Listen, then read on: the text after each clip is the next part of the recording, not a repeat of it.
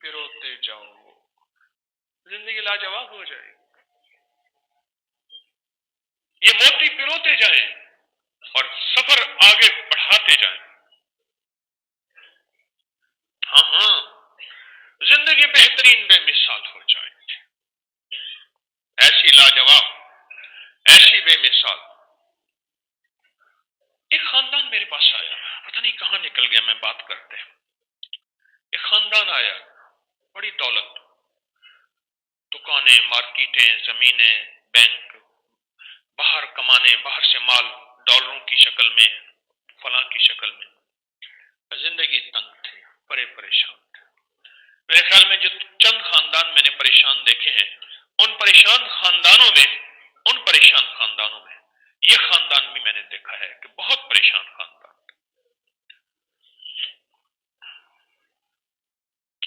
اب یقین جانیے، میں اصل چیز تشخیص ہوتی ہے، کیس کو پرکھنا ہے. میں اپنے علم کا کوئی دعویٰ نہیں کرتا، نہ ولایت کا دعویٰ کرتا. تو میں اس کو سوچتا رہا کہ یا اللہ مجھ پہ یہ خیر کھول دے، اس کی وجہ کیا ہے. ایک اللہ والے فرماتے ہیں کہ نا پہلے لوگ کارورا دکھاتے تھے، حکیموں کے پاس پیشاب لے کے آتے تھے شیشے کے برتن میں، شیشے کی بوتل میں، دور سے دکھاتے تھے اور وہ پیشاب دیکھ کے بیماری کو سمجھ لیتے تھے. صبح کا پہلا پیشاب.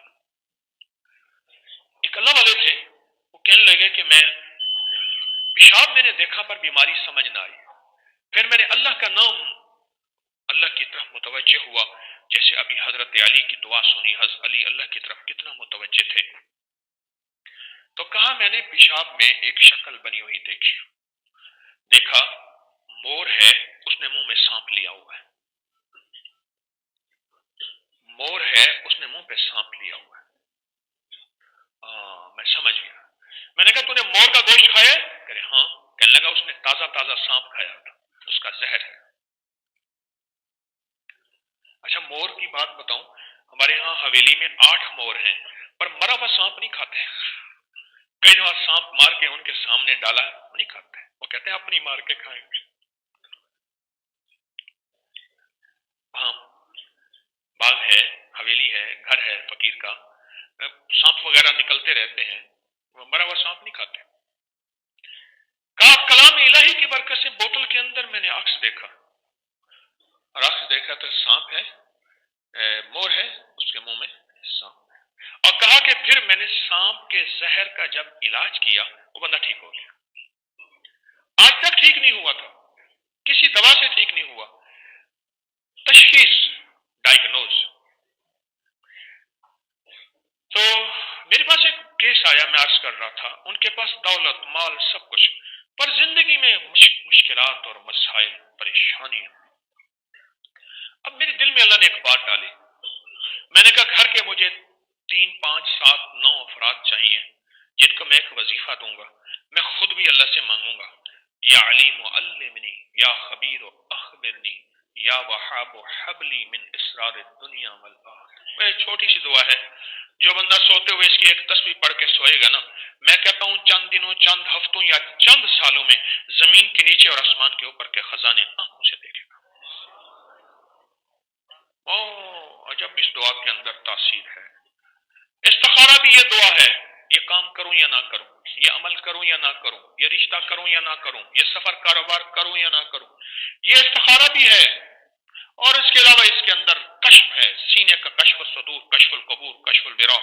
ساری کائنات کا اس دعا کے اندر اللہ پردے ہٹا دیتا ہے. کشف المحجوب. حضرت داتا صاحب رحمۃ اللہ علیہ کی کتاب کا نام ہے کشف الحجابوں سے پردے ہٹ گئے. کائنات کی وہ چیزیں میں نے دیکھی جو کوئی نہیں دیکھ سکتا. اس دعا کے اندر کشف المحجوب ہے، کشف المحجوب ہے. میں نے یہ دعا بتا دیا. میں نے کہا 11 دن پڑھیں، اللہ کرے 11 دن میں ہو جائے گا. کسی کو جلدی، کسی کو 11 دن، کسی کو کچھ ہفتے، کسی کو کچھ مہینے، کچھ ایسے. 11 دن کے بعد پھر بلایا، سب سے پوچھا، کچھ نظر، کچھ محسوس، انہیں کہ کچھ نظر نہیں آیا. ایک نے بتایا، ان کے گھر کے ایک فرد نے، حالانکہ وہ جوان. اس نے کہا جی میں نے دیکھا ہمارے دروازے دروازے کے باہر ایک بابا جی ہیں بیٹھے کانپ رہے ہیں. میں کبھی بات آ گئی سامنے. آپ کے بڑے یا آپ سے کسی اللہ کے ولی کی توہین ہوئی ہے. اب سوچیں اس کو. سوچتے سوچتے بات نکل آئی. ان کی گلی محلے میں دور کری ایک اللہ کے دوست رہتے تھے, درویش رہتے تھے. ان کے ایک صاحب تھے, وہ ہر وقت ان کی توہین, ان پہ اعتراض کرتے رہتے تھے. آپ کے ملک کے سفیر کو کوئی کسی ملک میں بھیجیں, آپ کے ملک کے سفیر کو کسی ملک میں بھیجیں, اور اس ملک کے سفیر کو وہاں ملک میں کوئی تکلیف پہنچے, پورا ملک احتجاج کرتا ہے کہ وہ سفیر نہیں تھا, ہمارے ملک کا نمائندہ تھا. ہے اور جو اللہ کے سفیر ہیں اور اس کے حبیب کے سفیر ہیں. ایک بابا جی تھے, انہوں نے دکان کھولی. صبح صبح ایک فقیر آیا. اس دور میں جب ایک کوڑی, ایک پائی کی 20 کوڑیاں آتی تھیں. کوڑیاں نہیں ہوتی کوڑیاں, یہ کرنسی تھی, سکے تھے. کیوں کہتے پھوٹی کوڑی؟ ایسی کوڑی جو ٹوٹی ہوئی ہو. ایک کوڑی میں فقیر راضی ہوتا تھا اور وہ مانگنے لگا مجھے 1 روپیہ دے. ایک صاحب کہنے لگے میں نے روپے کو دیکھا اس وقت جب 1929-30 میں موتی لال کا بیٹا جواہر لال آیا. موتی لال نہرو اور جواہر لال نہرو, کالی اسکن پہنی ہوئی تھی, شیروانی, لاجواب گھوڑے پہ بیٹھا ہوا تھا اور کالی ٹوپی پہنی ہوئی تھی, اور انارکلی سے گزرا, اور ہندو اس کے اوپر پیسے روپے, چاندی کے روپے تھے, ایسے بارش کی طرح برسا رہے تھے. کہا کہ زندگی میں پہلی دفعہ مٹھی بھر میرے ہاتھ میں وہ پیسے لگے تھے. میں کہتا تھا اللہ روز نہرو آئے, روز نہرو آئے. انارکلی میں گھوڑے میں جا رہا تھا اور اس کے اوپر پیسوں کی بارش تھی. تو کیا بات؟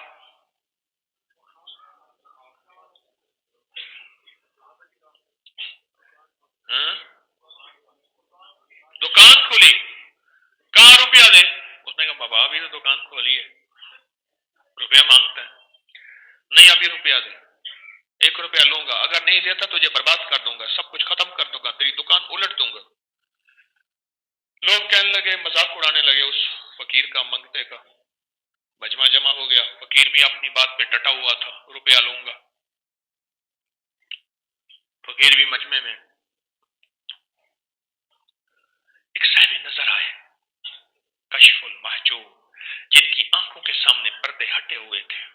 کشف المحجوب. یہ جنات ہمیں نظر نہیں آتے, پردے ہیں. جادو نظر نہیں آتا, پردے ہیں. جنت نظر نہیں آتی, پردے ہیں. اور عذاب قبر, ثواب قبر نظر نہیں آتا, پردے ہیں. فرشتے نظر نہیں آتے, پردے ہیں. جس کے سامنے سے پردے ہٹتے ہیں, کائنات کا سب کچھ آنکھوں سے نظر آتا ہے. ایک صاحب نظر آئے, درویش, دیکھا مجمع جمع ہے. حالات کو دیکھا تو پتہ چلا کہ ایک فقیر ہے, روپے کا مطالبہ کر رہا. فقیر کی طرف ایسے نظر ڈالی نا, ایسی نظر ڈالے. تیرے نظر کا یہ اثر جس کو لگا شکار ہے. نظر ڈالی, کہا اس کو دے دے, جو کہہ رہے ہو جائے گا. اللہ والے تھے, اس دکاندار نے دے دیا. فقیر گیا. میں نے کہا حضرت یہ منگتا فقیر بھکاری کوڑی کوڑی پیسہ مانگتا ہے, اور میں سچ ہے, میں نے اس کو دیکھا ہے. اب غور سے سنیے گا, غور سے سمجھیے گا اور توجہ سے. میں نے اس کو دیکھا ہے, بالکل خالی برتن, خالی بھانڈا, کچھ بھی نہیں اس پہ. اس کے مرشد کو دیکھا ہے, وہ بھی خالی ہے. اس کے مرشد کے کھڑے ہیں انتظار میں, یہ بولے اور ہو جائے.